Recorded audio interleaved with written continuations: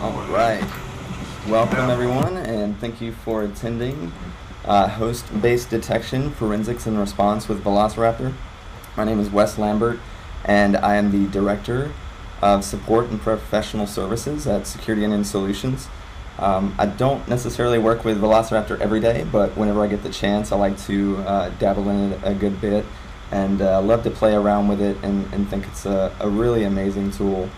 So just wanted to share that with you today, just share all of its capabilities, go over kind of an introduction to its features and how you can leverage it from a deeper perspective, from a detection perspective and monitoring, for monitoring hosts in your environment, in your enterprise, and then also just kind of understanding how you can use it to perform other types of response actions and automate actions, maybe via the API and things like that. So without further ado, we'll go ahead and get into it. Again, about Velociraptor, it is an open source endpoint monitoring and response platform, so it's very awesome to be able to use something that's free and available to do all this work. And Mike Cohen, the primary developer for the project, has really done an amazing job at making all of these great features available for Velociraptor that I'll talk about here in just a minute. Now, Velociraptor is built on VQL, and you might have heard of SQL, you might have heard of KQL, all these query languages.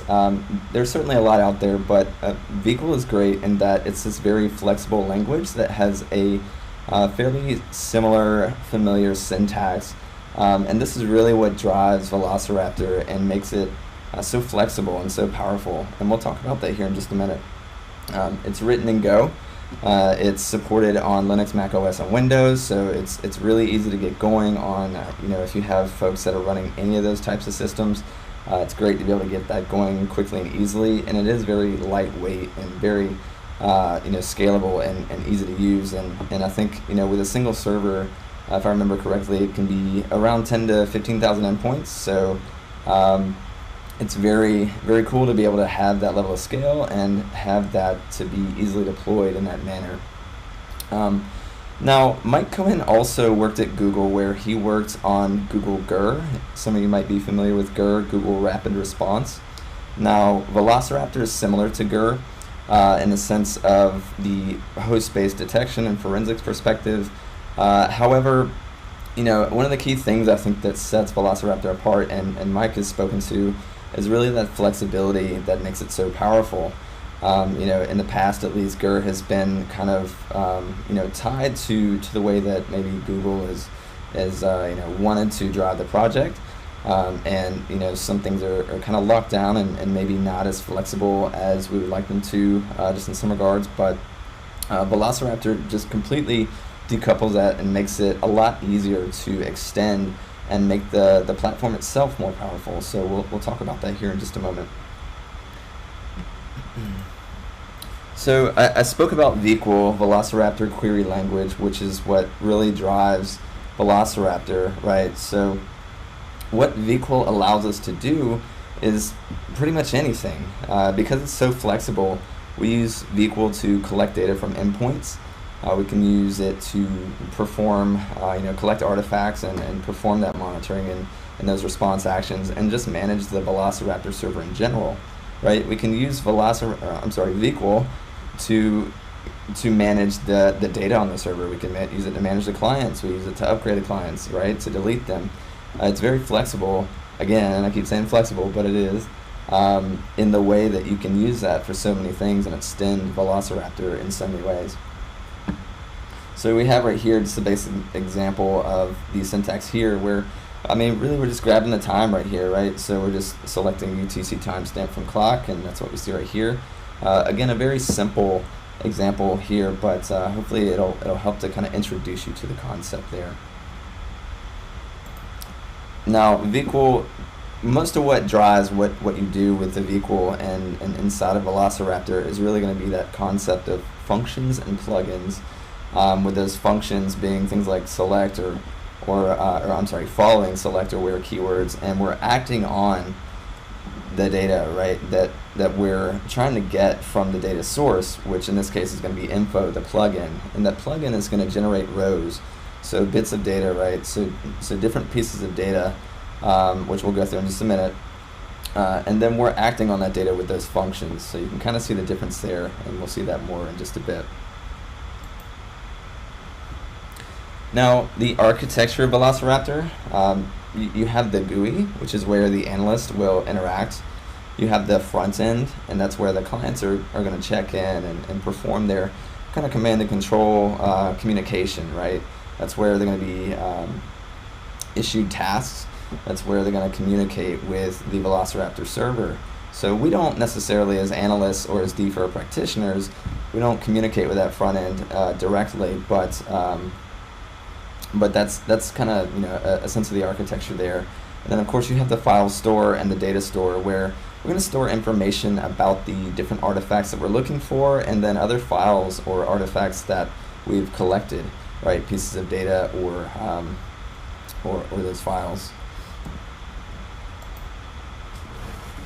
Now, as far as deployment modes, Velociraptor has a few different deployment modes, and it's really easy to get started by deploying Velociraptor if you want to evaluate it by just running the Velociraptor GUI command. And you'll see that right here in the slide. Let me go back. Sorry about that. And you can grab the latest binary here from Velociraptor releases, and you can see that there.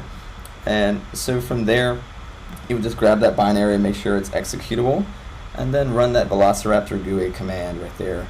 And you can get started there, just going through and experimenting and trying out different artifacts and creating queries and seeing what Velociraptor has to offer there. Check something real quick. Sorry about that. Okay, let me check this slide window real quick. I'm just going to take the webcam off here. Should make things a little bit better. Sorry about that. Thanks for the heads up on that. So again, it makes it very easy to run Velociraptor, right? So we can run Velociraptor otherwise in a standalone mode, kind of like this with the Velociraptor GUI command. We can run it in the cloud. We can scale it across multiple front ends now. We can upload files to the cloud, right, if we want to collect those locally and send those up from a local collector instance. So we have this triage and offline collector, and with that we can build a custom collector as well, and we can package in different binaries and tools and other things, different default artifacts that we want to collect. And we'll get into artifacts in just a minute here. But we can have all that pre-packaged into that compiled binary, packed into the Velociraptor binary, and then go off and hand that to somebody else, and they can go off and run that and collect the data and bring it back. Or if we're working a case, we can go take that binary and we can run that, get the data, and send it up to the cloud if we want to, right? Import it to the server. So it's really, again, flexible in that manner that it allows you to do these things. And then again, if we're developing artifacts, if we're testing certain things, certain queries, we can spin this up, say with Velociraptor GUI, and then go through and maybe start with a notebook, or start with developing those artifacts in that way. Now, artifacts are really going to be a compilation of queries. It may be one query, right? If it's just, it may be a very simple artifact where you're returning a query. Maybe you're looking up the process listing for a box. Maybe you're looking for the the MFT or whatnot. It may consist of one or multiple queries. And so we see here this particular artifact right here at the bottom, where at line 16 we'll see that select all from info, limit 10. It's really just a very basic selecting from the server info plugin there. So that's a very very basic artifact, right? And that's just how you get started doing that. And what these artifacts are intended to do is really encapsulate that expert knowledge that DFIR practitioners and InfoSec practitioners have gathered, right? So these guys can share these artifacts with us, these ways that they've determined they can find these artifacts on the host file system. So they've written these queries and they put them into these artifacts in Velociraptor, and we can take those and we can just go run that artifact, right? We don't need to learn a whole bunch about the MFT. We don't need to learn a whole bunch about I-30. We don't need to learn about USN, although it's useful to have that knowledge. it's very useful also to be able to run and get the data you need without having to do a bunch of background research. And these artifacts, they run kind of in different modes, or they're different types. You had this client artifact here, and the client artifact is kind of like a one-shot artifact you might run whenever you're collecting data from a client. Client event artifact might be whenever you're trying to watch for certain events, and so this is running at an interval, right? It's polling continuously, and maybe producing rows whenever it hits those conditions where it gets results from the artifact. And the same thing with the server artifact. A server artifact might be to manage the server. A server artifact might be to look across completed flows, right? Artifact flows. So if we run a bunch of artifacts on clients and we're looking for certain results, or looking to see if there was a successful result, from the server perspective, we can also run that ad hoc or through a server event artifact to notify us of that. So again, very useful to be able to have that capability with these artifacts. Now, we talked about artifacts and kind of in a basic fashion what they are. Now, you can hunt for artifacts, right? That's the whole point of really having these queries, these contained queries, is to be able to hunt across hosts, right? So we can schedule a hunt in Velociraptor, and we'll go through this in just a little bit. We can schedule a hunt across all of our clients. Maybe we have a subset of clients. Maybe they have a specific label, like they're a certain group of servers. Maybe they're all Windows hosts. Maybe they're all Mac OS hosts. And then clients will enroll in the hunt as they come online. You might have folks that are in remote offices, right? They're not connected, or something. Whenever those clients come online, they'll enroll in that hunt, and then you may get results as they start rolling in. So that, in general, the hunt concept is going to be when you're hunting across various hosts, or all of the hosts in your enterprise for maybe a specific file hash, maybe a specific executable, maybe you're doing a differential query. Lots of different things there that you can do. And then you also have the targeted collection. For example, maybe there's an incident or there's an alert that comes from your IDS or something else, and you want to look at a specific host, you want to look at a specific client. And these artifacts, you can target these clients and select which artifacts you want to run here. For example, the PS list. We can select those artifacts and then run those on an ad hoc basis for that client, and then get those results back. We can then go look at those results. Maybe there's some files uploaded with that we want to go triage further. Lots of stuff we can do there. Again, that's going to be for that targeted single host collection. And then once we've run these hunts, once we've run the targeted collections, maybe we want to filter the data down a little more. So Velociraptor has this great concept of notebooks, which are similar to Jupyter notebooks you might be familiar with. And it allows you to test your queries, whatever you're trying to look for. You can test those before you implement those in an artifact that you use later. You can also post-process results for your hunts or for your collections, right? So whenever you get something back, that result set, maybe you want to filter it down. Maybe you want to look for a certain file name. Maybe you want to look for a certain executable, right? Certain things like that. You can post-process that, and it's very useful whenever you're trying to sift through that data quickly. Now, from the detection perspective, those client event artifacts that I mentioned is where you'll, a lot of times, if you're setting up detection from the perspective of enterprise monitoring and things like that, if you think about maybe, things like monitoring Windows event logs, things like monitoring, certain process creations, like things like sysmon, and where you might be sending logs back or data that you want to alert on in a consistent manner. And you can set up those client event artifacts and those server event artifacts, and they'll notify you, similar to that of an IDS alert or something else, right? You can set up an alert for, right here we've got an example for the Hive. You can send that off when an artifact with results completes, and you want to be alerted on that. There's server alerts, the Hive alert, there's Slack alerts. You can do this for pretty much anything that you can think of that you could reach via an API or HTTP, lots of different ways to extend that there to alert on that when you have those detection mechanisms in place. Now, aside from the detection and the monitoring, when you're in the middle of a case or in the middle of an incident, and you want to triage a host and analyze all the stuff, all the artifacts and all the data sources on that host, you can do stuff like start a packet capture. You can examine process memory, search for process injections, right? It just, depending on where you are in that response, and in that case, you can search for MFT for a file, right? See if it exists on the host, see if it ever existed. Maybe it got overwritten in MFT, maybe it's in USN. Maybe you want to see the usage and activity from SRUM. There's lots of stuff that you can gather here, and we'll go through in just a minute. And it's really just lots of useful data that you can get quickly and easily from these hosts, whether hunting or via a targeted collection. Now, I want to talk about tools a little bit. So Velociraptor has this concept of tools and using external tools to augment its capabilities. And I spoke a little bit about the flexibility of VQL and how we can integrate and extend Velociraptor. And this is one of those ways that we can use the tools concept from Velociraptor to deploy additional tools to help us with our investigation. Maybe, for some reason we want to use SharkHound, right? We want to include that with our Velociraptor collector exe.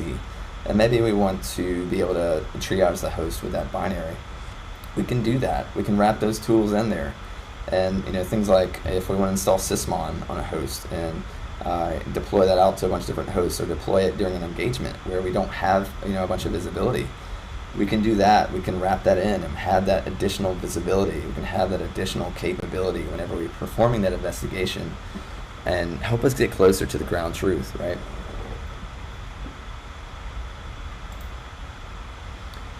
And we want to talk a little bit about remediation.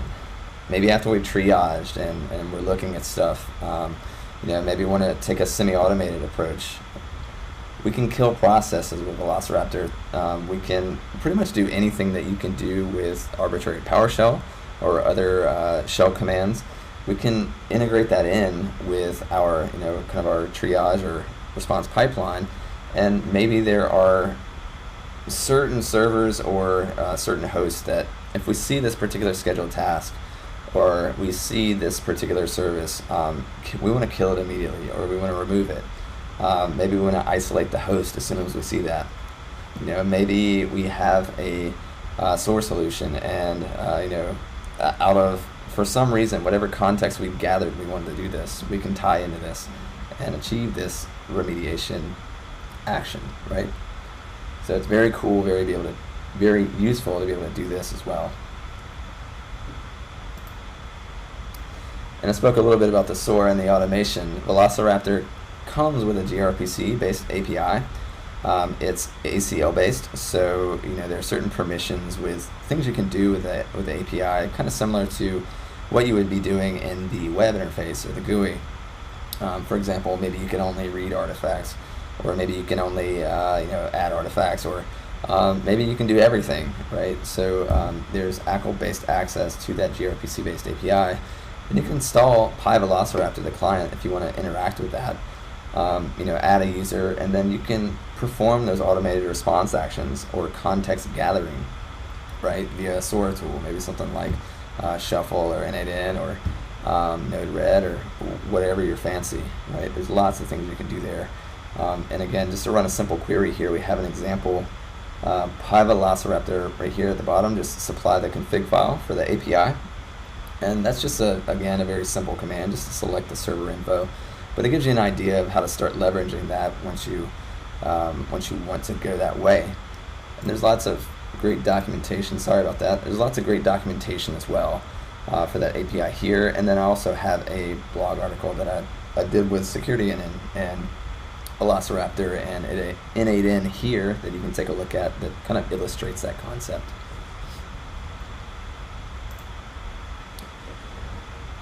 Aside from enriching those, aside from the automation, you can also enrich other data sets, right? Maybe you use Splunk. Maybe you use Elasticsearch or the Elastic Stack. Maybe you use Security Engine. You can use either the Elastic Flows upload or the Splunk upload to upload any relevant events. This will run as a server event artifact. So you can run this and it will watch for whatever you want to watch for. If maybe it's a certain file hash that was found, or it's just whatever kind of event that you want to watch for, you can then send those events over to Splunk, over to Elastic or Security Engine, and then be able to correlate that with other data sets, right? Maybe you want to correlate this host-based activity with some other network-based activity from Zeek or Suricata in Security Engine, right? And it's awesome to be able to do that, to have that kind of visibility where you're talking from the host, the network, and everything else, and just tying that all together is really powerful. All right, well, enough about the slides and enough about me talking. Now I just really want to go through how Velociraptor looks, how you might use it, some useful features, and maybe a slight use case where we can go over how we can leverage Velociraptor to increase our visibility and to be able to increase our forensics or detection capability. So that's what we'll go through now. And I'll switch from the slides. Whoops, let me get out of that. My bad. Okay, so if we can get this, and just let me know if there's any issue there. Just should be able to see now we have a Windows 10 VM, and what we're going to do here is we're going to run the Velociraptor GUI command, and what that's going to do is it's going to set up a Velociraptor server. It's going to set up a Velociraptor client locally on the box. And what we'll be able to do with that is go through and evaluate those different artifacts and kind of see what Velociraptor is all about. So without further ado, we'll go ahead and run that command. And I know it's probably kind of hard to see, but we're not going to be running too many commands here. Let me just go ahead and grab that. If I can get the input in there. Come on, guy. What you doing? There we go. Alright. Alright, so Velociraptor's starting up, right? It's starting up the client and the server process right now, and then it's going to take us over to the web interface here in just a second. It's going to pop up a browser tab. There it goes. Okay. It's going to take just a second here.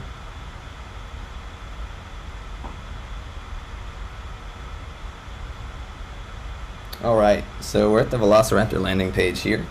And we can see just the, kind of the home here where it talks about, we can do various things here. But it's going to go ahead and show you the client that it spun up over here. You can see if we hit enter here, just give it a second to update. Oops, I think I hit refresh by accident. Alright, we can see that we now have our client connected, right? So it's going to be the same local Windows 10 box as the server is running after we ran our Velociraptor GUI command. You can see the client ID, the host name, and some OS version information. And we can see some other stuff over here on the left. Again, the home tab, the hunt section if we want to start a hunt for any of our clients. We can see the different artifacts that Velociraptor has to offer here. And we'll talk about that there in just a second. Obviously, there are quite a few here. There's various Linux commands, generic ones. So we have a forensics local hashes query. So we can maintain a local file database, or a hash database on the client if we like, and it will crawl. We can have that updated, and then we can query across our grid or across all of our clients, and then see if that hash is found on any of our boxes or was at one time on the box. And then it kind of gives us a place to go whenever we're trying to scope an incident or scope a file being in a particular location. And there's lots and lots of other Mac OS server, and then lots of Windows stuff if we filter on Windows right here. Lots of stuff which we'll go through in just a minute. But real quick, I just want to pivot back over here. So this would be your server events or server alerts kind of page, and this would generate rows and information. For example, if we've modified artifacts, if we've had a client enroll, right? Just various things that we can set up here. We'll go through that in just a little bit. And then we have right here just a server collection tab, and then the notebooks. So these notebooks, I have a sample one here, event logs modification. This is something we're going to go over here in just a minute. And so again, these notebooks are pretty cool in that they are a way that you can test those queries. Expand it here, you can test those queries and kind of iterate while you're building those artifacts. So real quick, so I don't bore you all too much, I'll get into an actual artifact collection. And we'll click on this client ID, this client that's enrolled right now, and again, you have that kind of basic high-level information. You can see if anything was collected already for this client.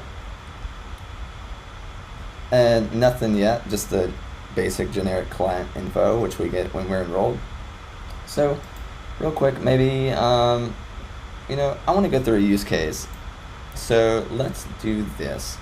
How about, I want to see what happens when we mess with the event logs on this box, right? So maybe we can use Velociraptor for checking the modification or the disabling of event logs. So let's see.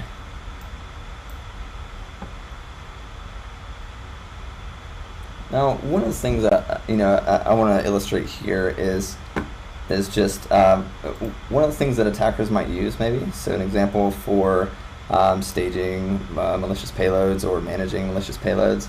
An attacker maybe would use something like bits admin, I think, to maybe live off the land and to not alert all the antivirus or EDR tools, right? So maybe we want to try to blend in and use something like bits admin, and maybe we want to try to cover our tracks, right? So let's run this as administrator and just get another PowerShell prompt here. So I just want to walk through maybe how we can use Velociraptor to detect event log modification. First, I just want to walk through how we might see these event logs, and give me just a second. It's running just a little sluggish here. All right, let's get that.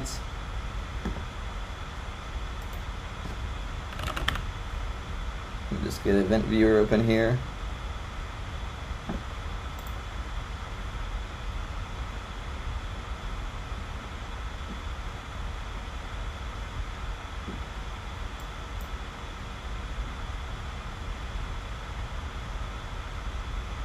Alrighty, taking the time to do the demo. Alright, and it's loading up here. Maybe not. Well, I thought it did.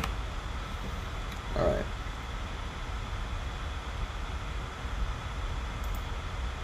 Come on, event viewer. There it goes. Alrighty. Okay.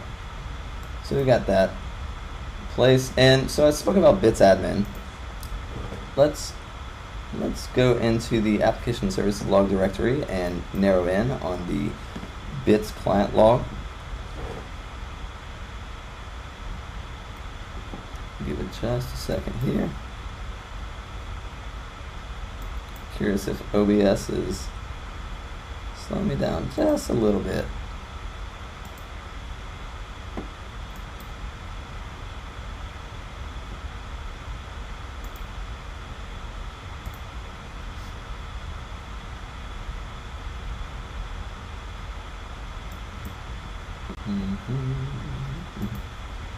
Alright, so while we're waiting on that, let's see if we can just pop out of here real quick.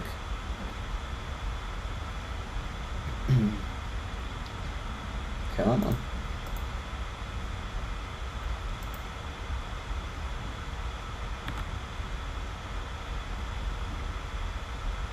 Alright, I think we're back now. Alright, cool. Come on.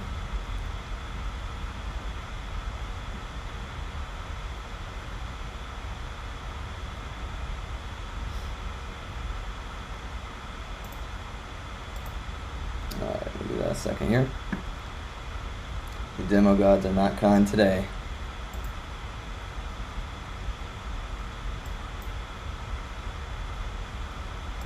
Alright.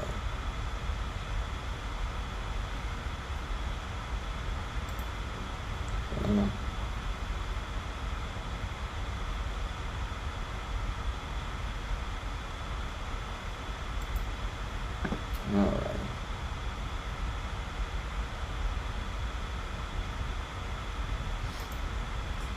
Let's pop out of here, click this guy. Alright. So we can expand Microsoft here.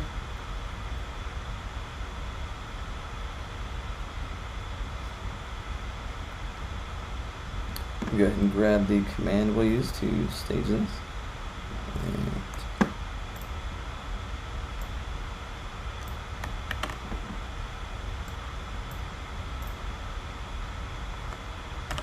Alright, so we're going to use bits admin real quick, and so Mike Cohen actually walked through this in a blog post on the Velociraptor blog.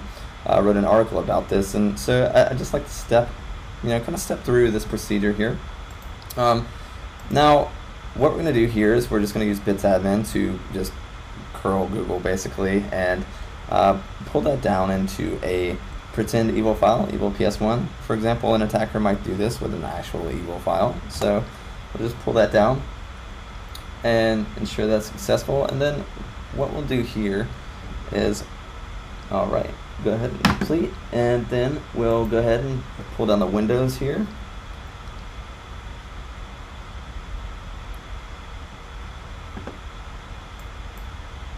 Alright, and bits client. Alright, so typically, let's see here. Just give it a second here. So we'll see this activity, right, to the bits client Windows event log. We're going to see the transfer activity that just occurred right here. It's going to be the 16403 event right here. And if we drill into the details, see this right here, just give it just a second. Alright, we'll see that we pulled from that remote site, in our case just google.com, and then into the local file, user evil ps1. Right, so we see that there, and we're tracking that activity, and that's cool. But what if an attacker wants to obscure their intentions or cover their tracks? And a lot of tools maybe like WinLogBeat or other log shippers, we watch Windows logs, we watch Windows events, right? So maybe in an effort to subvert some of that ability to monitor that, maybe an attacker might disable an event log, right?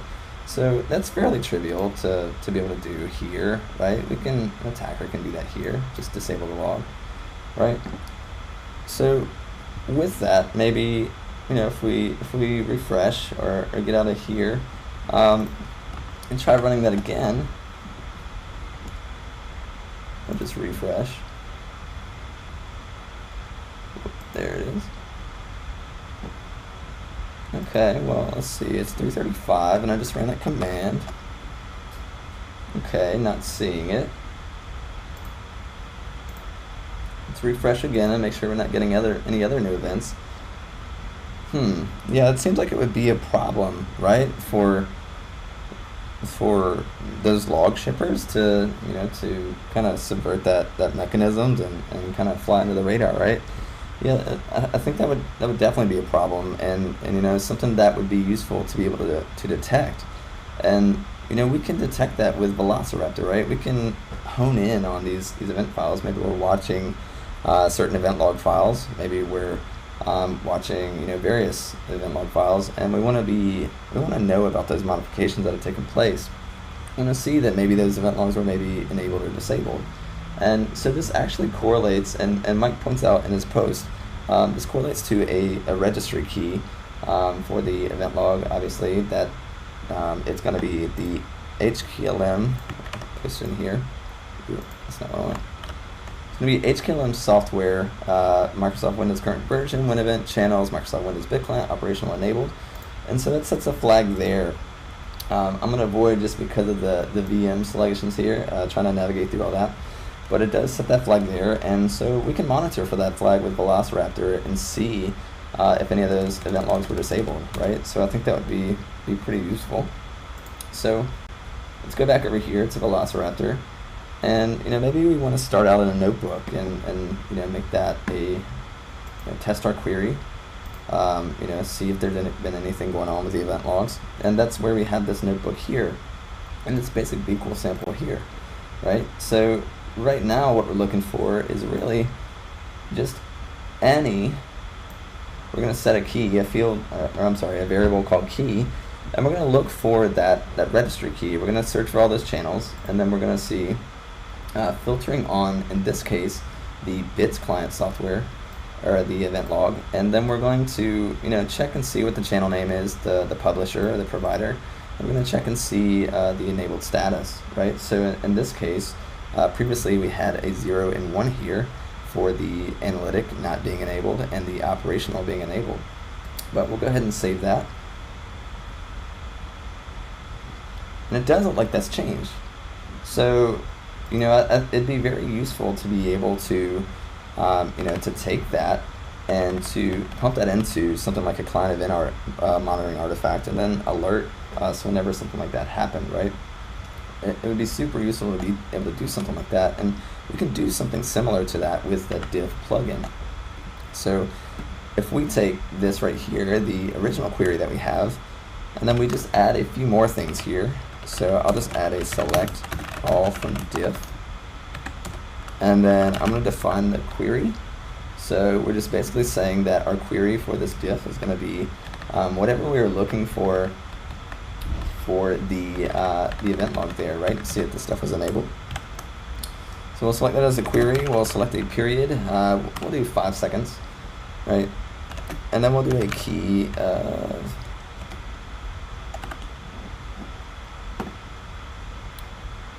where was it? Yes, enabled, that's right. Alright, we'll do a key of enabled because we want to key off of this column here, enabled. So this is gonna, you can see this creates this enabled column here, which tells us if it's enabled or not. We're gonna key off of that, and then we're going to basically show any results for every 5 seconds if there's any change in that. Right, whoops, I'm gonna get a syntax error there. Alright, so key enabled. Okay. Alright, so right now what it's doing is it's going through and it's looking to see if there are any changes than when it last ran, right? So if we go in now and we go ahead and change this again,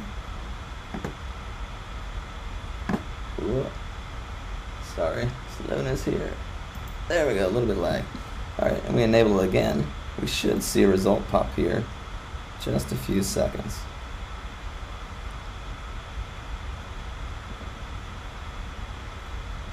Alright, so in this case we detected that it was actually enabled, so it's a little bit in the opposite sense, right?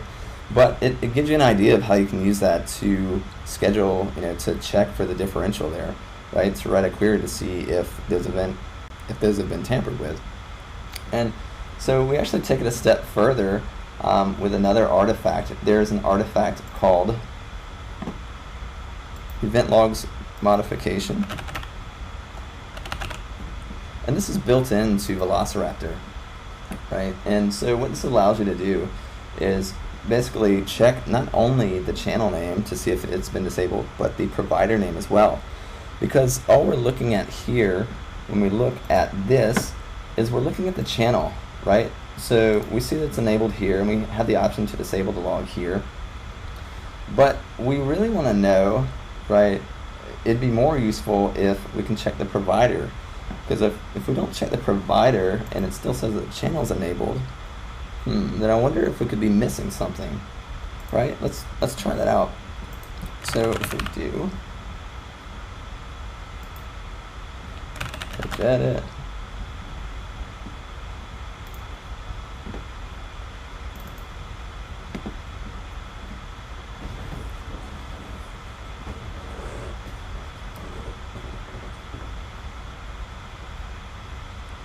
Alrighty, yes. Alrighty, so let's just open up the registry editor here and let's see what that provider configuration actually looks like.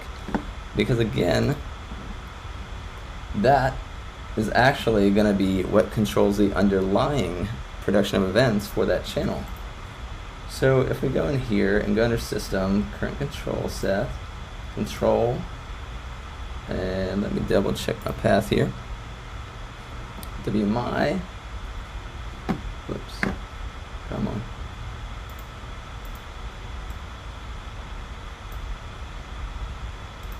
Alright, WMI autologger should be, where is it, event log, there it is. Alright, now, so what this is going to be referenced by, this GUID, is going to be relative to Bit's client, right? So whatever we saw when we were looking in Velociraptor in the notebook, right, whatever we saw here, we saw this publisher right here, this GUID, so EF1 CC15B. If we find the equivalent in here, which would be down here since these are alphabetical or alphanumerical, and if we look in here, this will be the enable property here will actually be telling us if this provider is enabled. This is the bits client provider. Alright, so if we actually modify this value, change that. Now we will have to do a quick reboot, but have no fear. And so an adversary and attacker might do this, right? Obviously, you know, an unscheduled reboot might be kind of out of the ordinary.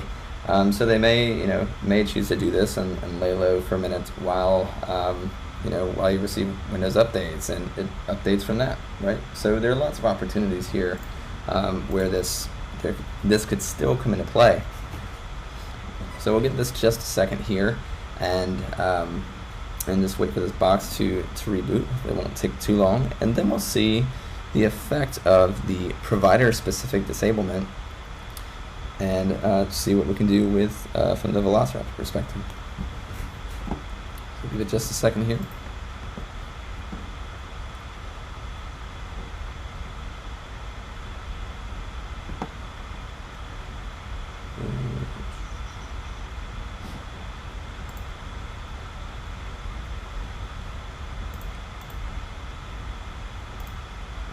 And while we're waiting on that, I'm just going to get back over to the slides here. And so I just want to point this out real quick, just so while we're here. Again, while we wait for this, if you want to test Velociraptor, just try that Velociraptor GUI command once you pull down that binary. There's a Velociraptor Docker project as well that I've been working on, and then I know Jason Ostrom, he's at SANS. He also has a blue cloud and purple cloud Terraform deployment option, so if you want to spin Velociraptor up in the cloud there and experiment with some host-based forensics and detection and that sort of thing, it's pretty awesome, so definitely check that out. And then also this blog article and the blog in general, Velociraptor's Velocidex's blog for Velociraptor is really great for being able to really understand even more what Velociraptor has to offer. Because again, this is really only scratching the surface. It's very hard to kind of go through all that functionality again, in such a short amount of time. So definitely do check that out and do play around with it. So let's check back and see our host. All right, it's coming up here.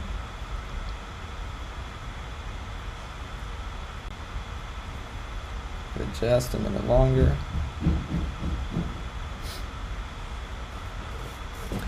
And again, I'll go ahead and do this for the best use of time here, because I know we are coming up at the end of this here.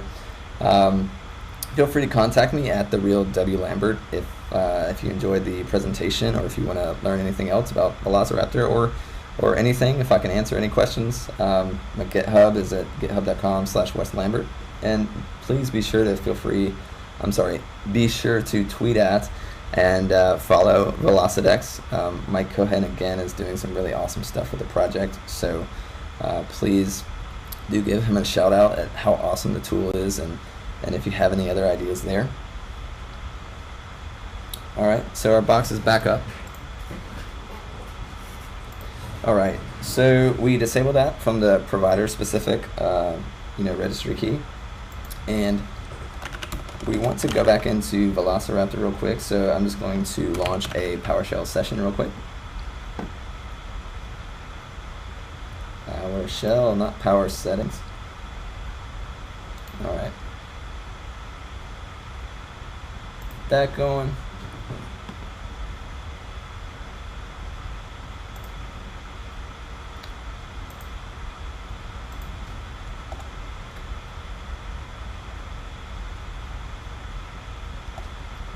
Right there.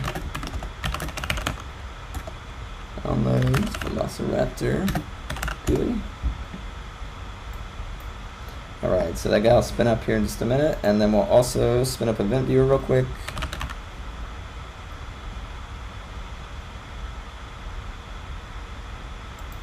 Launch that guy.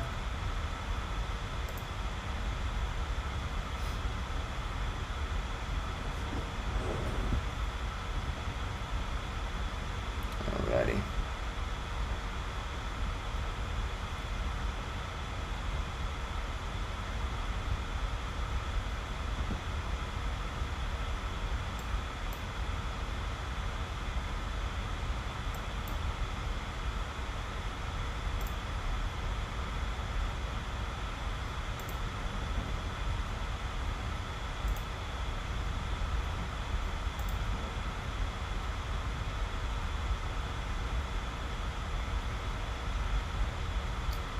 Alrighty, don't need that.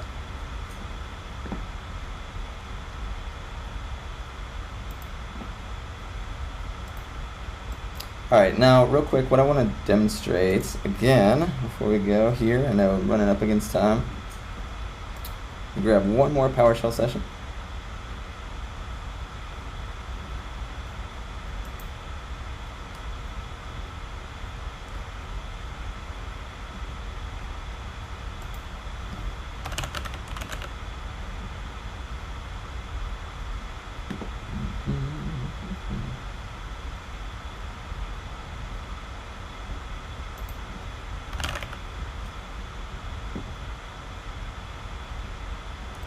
And again, the demo gods.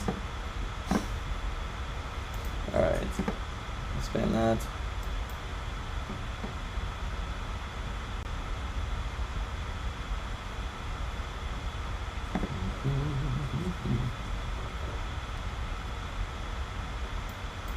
Come on, chugging along.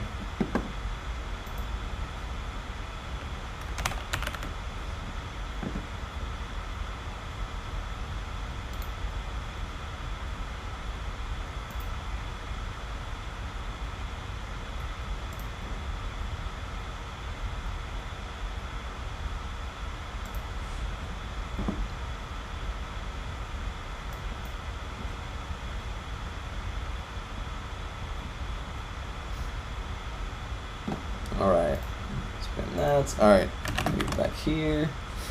Okay.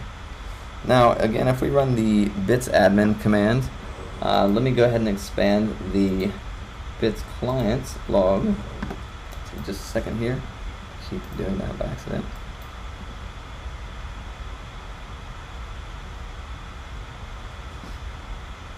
Severely underestimated, I guess, the streaming impact on the performance here of the VM. Okay. Alright, so if we go into scroll past it. Alright, bits client. Alright, so we see here, once this loads, we'll take a look here. If we right click, we can still see the disable log function. So the log, from our perspective, still looks like it's enabled, right? But however, we've disabled that provider option in the registry. So we see this last invocation here at 349, which was just from the updater itself, since bits client is used for Windows Update kind of thing. So we're going to run our command again, the bits admin command, to download our evil PowerShell script, and we'll let that complete. And now we saw that this operational log was enabled, right? So if we double check, all right, it's enabled. But if we refresh here,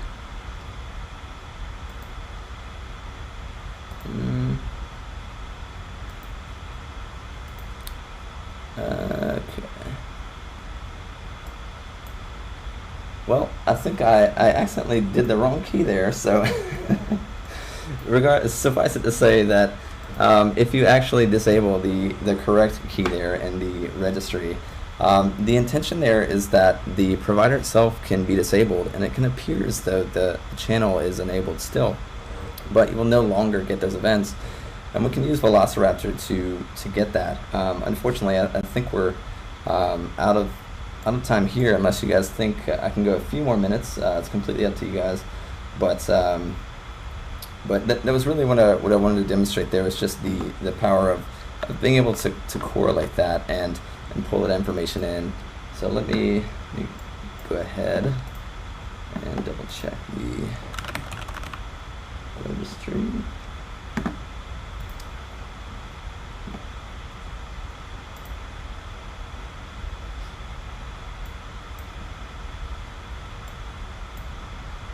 Oh, you know what? I'm sorry, I completely skipped over it. It was actually the enabled one. I guess that's what I get for doing a live demo. So again, it would be this key here, and then so what we can do with Velociraptor is then pull that in, use this. I'll show you the artifacts here. Uh-oh. Did I kill it? Oh, no, wrong one. Did I kill it? Where are you? I think I killed it. Nope. GUI.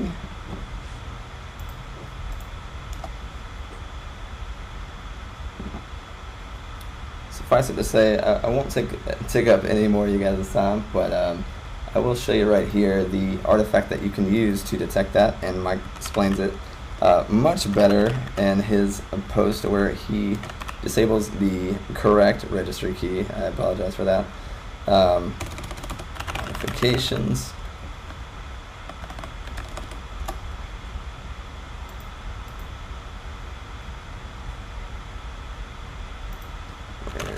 Logs right here. Okay, so yeah, so basically what you would do here is you can search within a specific time frame, or you know, just of a specific log in general, and then you can kind of correlate if that provider is actually disabled or if that channel has been disabled, and then again monitor for that with Velociraptor and alert on that. So I'm not going to go back through since we don't have much time left here, but feel free again if you have any other questions and or any comments about my failed demo here, feel free to let me know, and I will be glad to respond and help you out as best I can. Once again, feel free to contact me at @TheRealWLambert, and then follow @Velocidex. Mike, I apologize for the failed demo.